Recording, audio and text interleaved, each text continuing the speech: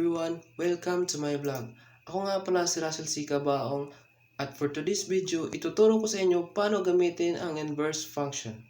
So, tara na at samahan niyo ako. Okay, let's get started. Inverse function. What is inverse function? An inverse function is a function that reverses the effect of the original function. So, there are 4 steps of solving inverse function.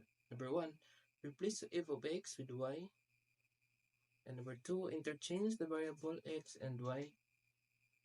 And for number 3, solve for y in terms of x. And the last, after solving for y, replace it with f negative 1. So, mayroon na tayong example.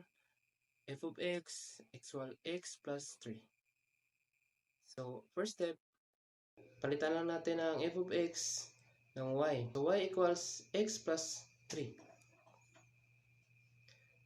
And step number 2, interchange the variable x and y. So, pagpalitin lang po natin ng x and y. So, x equals y plus 3. And for number 3, solve for y in terms of x. So, y plus 3 equals x. And y equals x minus 3. And for the last step, after solving for y, replace it with f negative 1. So, yung y po natin is pinalitan po natin ng f negative 1. So, last answer natin ay f negative 1 of x equals x minus 3.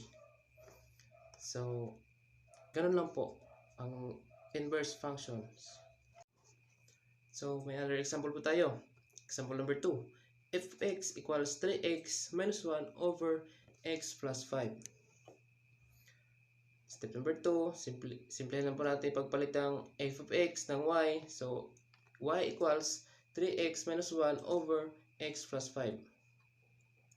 And number 2, interchange the variable. So, pagpalit lang po natin ng x and y. So, x equals 3x minus 1 over x plus 5.